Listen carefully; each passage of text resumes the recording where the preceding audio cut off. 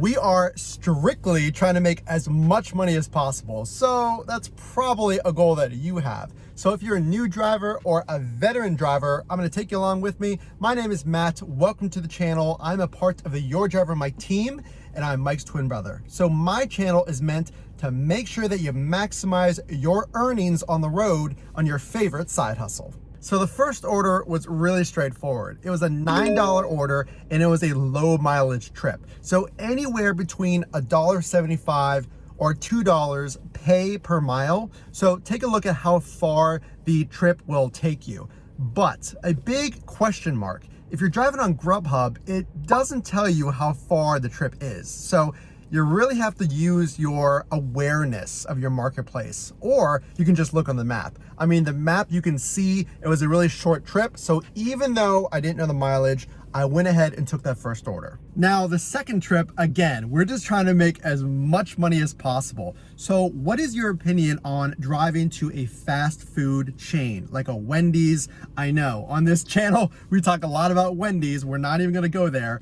Or Taco Bell. That's actually where I'm heading right now. So let's get on the road and roll the dice on this one, because fast food is not my first choice, but the dollars were good. Okay, so not all fast food restaurants are bad, but here's why. If you're a new driver or even a veteran driver, think about fast food restaurants. For example, Five Guys. If there's a Five Guys burger chain in your area, they don't mark the order started until you get there.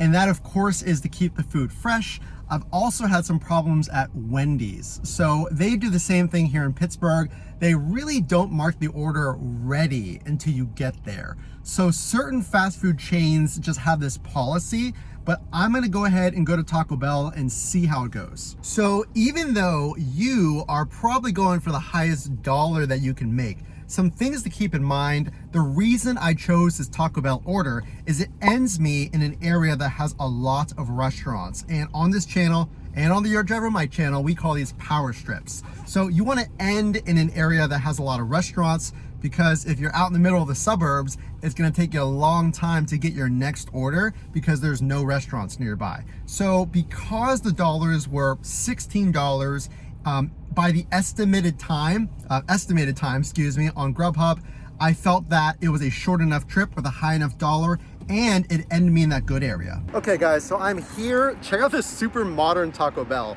So another reason I chose this order, it was a stacked order, but it was at the same restaurant. So there's two orders that you'll see here at Taco Bell. So that's gonna save me time from having to go to two different restaurants. So let's go ahead and get this order and get to the customer. Okay, so another big tip is to follow the delivery instructions. So this one was kind of difficult to find. I had to drive down a no outlet or a dead end, and then the instructions said to walk the rest of the way, and that's where they were. So make sure to follow the instructions, because if I went the way that the GPS was telling me to, I would have wasted a lot of time. So they put those little tips in there for a reason. So make sure to keep an eye out for that. All right guys, so I'm on a power strip. So that's a strip of a lot of restaurants. So this order was delayed. So you see here, I went into my customer facing app and I texted the customer, hey, it's gonna be a delayed order. She actually texted me and let me know the address is different than what shows on Grubhub. So make sure to make the customer aware that if you have a delay, it's gonna be a few minutes. And especially if they tell you the address is wrong, you're gonna wanna follow that and go to that address. If you are thinking about driving on Grubhub, there's a huge thing that you need to be aware of, and it's whenever a customer changes the address. So I actually picked up this Grubhub order, which I already said was running late, so I had to tell the customer that it was running late, and then they changed the address.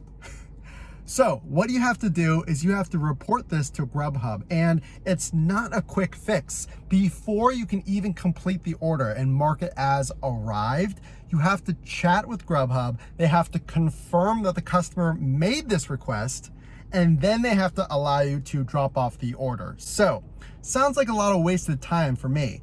So Grubhub doesn't show you the mileage. They make you contact support if an address is changed, where I'm pretty sure every other app doesn't make you contact support. And well, this is not Grubhub's fault, but the order was running late. So not the best order, but I got a really close one from my next order, so let's move on. Oh, look, an IHOP order. Well, if you watched my last video, yeah, I'm gonna go ahead and decline this one.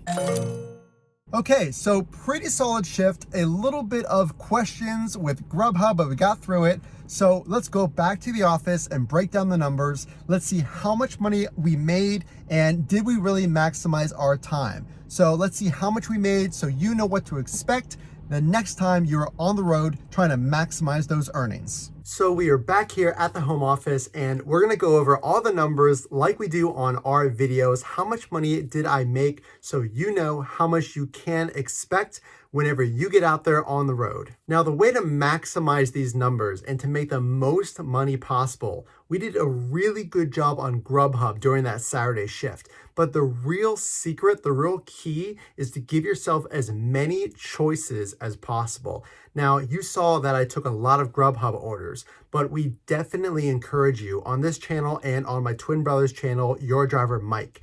Get approved for as many platforms as possible. So don't think that you have to be quote unquote loyal to one app like Uber Eats or DoorDash. Sign up for as many as you can because that is called multi-apping and that gives you many, many choices.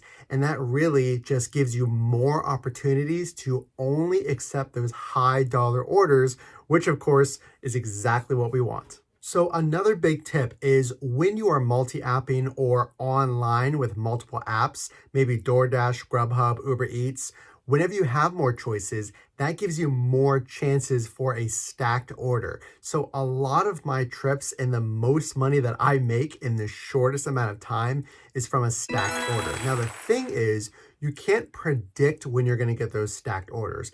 And again, a stacked order is 2 or more orders on one request. So you'll get one request coming in for a food delivery, and then maybe during that request, you'll get another one added on top of that on the same app. So again, you don't know when these are going to happen, but the more you're constantly looking for those orders, the more chances you have for a stacked order to hit. So that is a big way to maximize your earnings. Also, look for those bonuses. So DoorDash has incentives and then Uber Eats has quests. Actually, DoorDash, they're called challenges. So these challenges on DoorDash and quests on Uber Eats are bonuses that get you more money for driving a certain amount of rides. So again, there's no way to predict these, but they are out there. You will occasionally see them. Maybe you'll get an extra $3 per delivery if you drive, let's say 20 or 30 rides on Uber Eats. It could be as much as $300 some added on to your fares. So you get the fare and you get the bonus. So really good tips to keep in mind, but let's break down the numbers and see how much we made on this shift. So on this shift, I drove from approximately 12 p.m. to 3 p.m. on this previous Saturday. I made a gross revenue of $82, 55 of which from Grubhub and $32 from DoorDash.